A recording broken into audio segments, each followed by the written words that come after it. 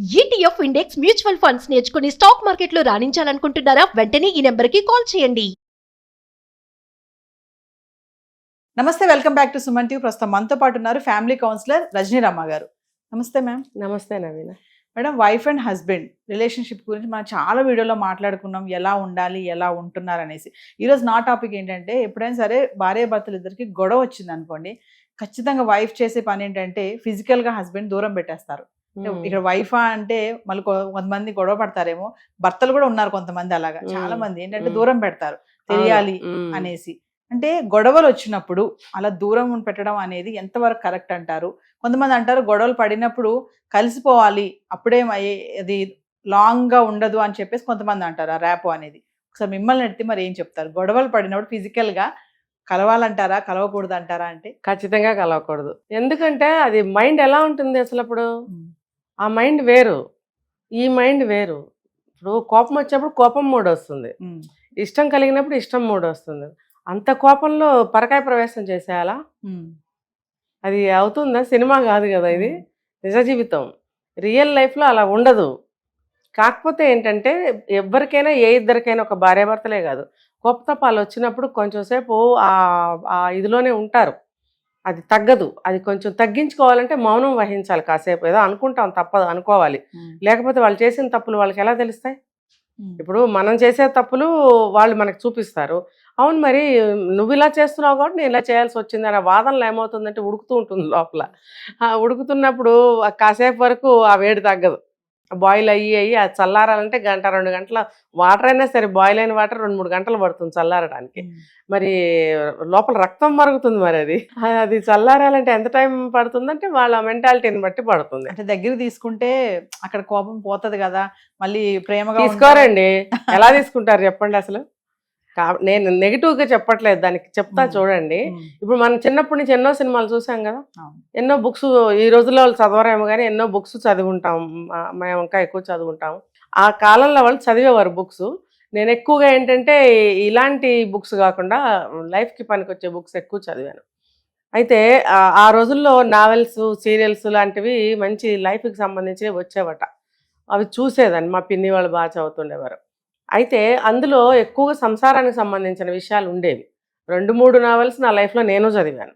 అయితే అందులో ఒక పద్ధతులుగా అన్నీ రాస్తూ ఉండేవారు, పాటించుకునేవారు ఆ రోజుల్లో. ఇప్పుడు పుస్తకాలు ఎవరు చదువుతున్నారు? బుక్స్ అనేది ఎవరు చదవటం లేదు. ఇంకా చెప్పాలంటే ఇప్పటి వాళ్ళు పాతకాలం బుక్స్ చదివితే కూడా లైఫ్ బాగుంటుందని నా సజెషన్. ఇప్పుడు దొరికితే ఏముంది, దొరుకుతాయి, లైబ్రరీస్లో దొరుకుతాయి. నవోదయ, తర్వాత ఎంఎస్కో బుక్స్, అక్కడికి వెళితే అన్ని నావెల్స్ దొరుకుతాయి. సో అలాంటి బుక్స్ తెచ్చుకుని చదివితే కూడా లైఫ్ని అసలు ఎట్లా, మనం సినిమా 2 గంటల సినిమా చూసి వచ్చేస్తే మర్చిపోతాం. అదే బుక్ చదివితే మనకు గుర్తుంటుంది. ఆ బుక్స్ చదవమని నేను సజెషన్ ఇస్తున్నాను, ఇలాంటి సందర్భాల్లో ఎలా ఉండాలి. ఇంకొకటి ఏంటంటే, కోపం వచ్చినప్పుడు ఆ కోపం చల్లారాలి. వచ్చిన కోపం చల్లారాలి అనే దానికంటే నన్నిన్ని మాటలంటాడా, లేకపోతే నన్నిన్ని మాటలంటుందా అనేదే ఎక్కువ బాధ కలిగిస్తుంది. ఇక్కడ కోపం కంటే బాధ, ఆవేదన ఎక్కువ కలుగుతుంది.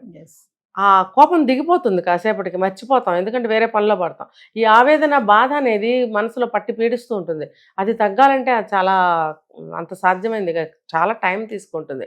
అందుకని ఇద్దరు కూడా ఇంకా అలాగే ఉన్నామనుకోండి, అంటే ఒక భార్యాభర్తలని కాదు, ఎవరైనా సరే కొంచెం ప్రయత్నం చేయాలి కోపాలు తగ్గించడానికి. ముఖ్యంగా భార్యాభర్తలని మీరు అన్నారు కాబట్టి వాళ్ళు ఏం చేయాలంటే కాస్త ఒక మాట కలుపుకునే ప్రయత్నం. ఫర్ ఎగ్జాంపుల్, కాఫీ తాగే టైం అయితే కాఫీ తయారు చేయండి. కాఫీ తయారు చేసి ఆయనకి కప్పు అక్కడ పెట్టేస్తారండి, ఇది తీసుకోండి, మళ్ళీ అక్కడ పెట్టేసి డామ్ అని పెట్టేస్తే ఆయన చచ్చినా తాగడం. అంటే మనం కలుపుకోవాలన్న ఉద్దేశంతో కాఫీ తయారు చేసి తీసుకెళ్ళినప్పుడు, ఇది కాఫీ తాగండి, అయింది ఏదో చాలా ఉద్ధరించారు, పెద్ద గొడవ అయింది కానీ కాఫీ తాగండి అన్నాం అనుకో, ఆ మాటలో కోపం కూడా పోతుంది. ఇస్తున్న ప్రేమతో ఇస్తాము, ఆ కోపంతో అంటాం, రెండు ఒకటే సమయంలో జరుగుతాయి. ఆయనకి ఏమనిపిస్తుంది, అబ్బో ఎంత తాగాదాడుకున్నా నాకు కాఫీ తెచ్చి తాగమందలే అని తాగుతాడు. అదే కానీ పెట్టేసి వస్తే సచ్చినా తాగడం, కనీసం కప్పు తెచ్చి కిచెన్లో కూడా పెట్టాడు. అది 2 రోజులైనా అక్కడ ఈగల వాళ్ళు అలాగే ఉంటుంది. మరి ఇప్పుడు మీరు కాఫీ ఇచ్చిన ఫలితం ఏంటి? అలాగే భోజనం కూడా తయారు చేసి భోజనం చేయమని, భోజనం పెట్టాను వచ్చి తినొచ్చు అన్నారనుకో, అంటే ఏంటి, రండి అంటానికి నామర్దా వస్తుంది. కానీ తినమని చెప్పాలని ఉంటుంది మనసులో. గొడవైంది కదా, భర్త కదా, భోజనం పెట్టకపోతే ఆయనకి ఆకలేస్తుంది, కోపం వస్తుంది అని అనిపించినప్పుడు రండి అనటానికి నామర్ద అనిపిస్తుంది, నామోషి అనిపిస్తుంది. అప్పుడు ఏం చేస్తారు అంటే, తినండి భోజనం పెట్టాను రండి అని చెప్పి అక్కడ అనేస్తే సరిపోతుంది. అతను ఏమంటాడంటే అనాలి, నువ్వు కూర్చో అనాలి. అనకుండా పెట్టింది కదా, తందే తప్పు కాబట్టి వండింది మార్చింది పెట్టింది అన్నట్టు గవ్వ తినేసి పోకూడదు అక్కడి నుంచి. నువ్వు కూడా పెట్టుకో అనాలి. అదేంటంటే అదొక ఫస్ట్ చెప్పాలంటే అదొక సభ్యత. రెండోది ఏంటంటే నీకు కూడా కోపం తగ్గింది, నాకు నీ మీద కోపమే లేదు ప్రేమే ఉంది అని తెలియజేయటం. అప్పుడు ఆటోమేటిక్గా తగ్గిపోతుందండి. మీరు ఇక బెడ్ వరకు వెళ్ళారు, ఇది కానీ ఇది సెట్ అయిందంటే అది అన్నీ అవే జరుగుతాయి. ఎందుకంటే చాలా మంది మేడం గతంలో మనం ఒక వీడియోలో మాట్లాడుకున్నాం, చాలా మంది ఏంటంటే ఇలా గొడవలు వచ్చినప్పుడు ఫిజికల్ గా దూరం పెట్టేస్తా ఉంటారు. అది 2-3 రోజులు, వారం రోజులు అదేదో వ్రతంలాగా జరుగుతుంటుంది. అదేంటి అదొకటే కాదు, అసలు మాట్లాడుకోరు, గిన్నెలు విసిరేస్తుంటారు, పిల్లలకి సరిగ్గా అన్ని జరగవు, గందరగోళంగా ఉంటుంది. అది చాలా తప్పది. ఇల్లు రణరంగం చేసుకోవటం అంటే అది అలా వద్దు. ఇప్పుడు నేను చెప్పిన పద్ధతిలో వెళ్ళమని చెప్తున్నాను నేను. ఇలా గనక వెళితే 2-3 గంటల్లోనే అన్ని సెట్ అయిపోతాయి. ఇప్పుడు తనే ఆవిడే పెట్టాలంటే అక్కర్లేదు, నాకు ఆకలేస్తుంది అన్నం పెడతావా అని ఆయన కూడా అడగచ్చు. ఎటు వంట చేస్తూనే ఉంటుంది ఆవిడ. ఒక్కొక్కరు చెయ్యరండి, చెయ్యకపోయినా ఆయన మాట అంటే వెళ్ళి తయారు చేస్తుంది. అలా ఎవరో ఒకళ్ళు ముందుకు రావాలి. ఇద్దరు సమాంతర రేఖల్లాగా ఉంటే పిల్లి మెళ్ళ గంట కట్టాలంటే ఎవరంటే ఎలా ఏం చెప్తారు? ఎవరో ఒకళ్ళు కట్టాలి కదా. అలాగే ఇది కూడా ఎవరో ఒకళ్ళు, ఇద్దరు ఒకటే టైంలో ఒకటే మనస్తత్వంతో ఆలోచించినట్టయితే ఒకటే సమయంలో చేయగలుగుతారు ఇద్దరు. తను పలకరించాలనుకుంటాడు, తిను పలకరించాలనుకుంటుంది. ఆ మనస్తత్వాలు అట్లా కలవాలి. కలవగలిగితేనే అన్నీ ముందుకెళ్తాయి. ఇంకా ఆటోమేటిక్గా బెడ్లో దూరంగా పెట్టడాలు ఇంకోటి జరగవు. ఇంకా అన్నీ నార్మల్గా జరుగుతూ ఉంటాయి. అదే కానీ మీరు చెప్పినట్టు రోజులు సాగించారనుకోండి, ఇల్లు నరకప్రాయం అవుతుంది. పిల్లలు కూడా చెడిపోవటానికి 100% ఛాన్సెస్ ఉంటాయి. ఎందుకంటే పిల్లలు కూడా అబ్జర్వ్ చేస్తూ ఉంటారు కదా, మమ్మీ మాట్లాడట్లేదు డాడీ తోటి, డాడీ మాట్లాడట్లేదు మమ్మీ తోటి అనేసి ఆ ఇంపాక్ట్ కూడా పిల్లల మీద కూడా పడుతుంది. మళ్ళీ పిల్లలతో రాయబారం చేయిస్తారు.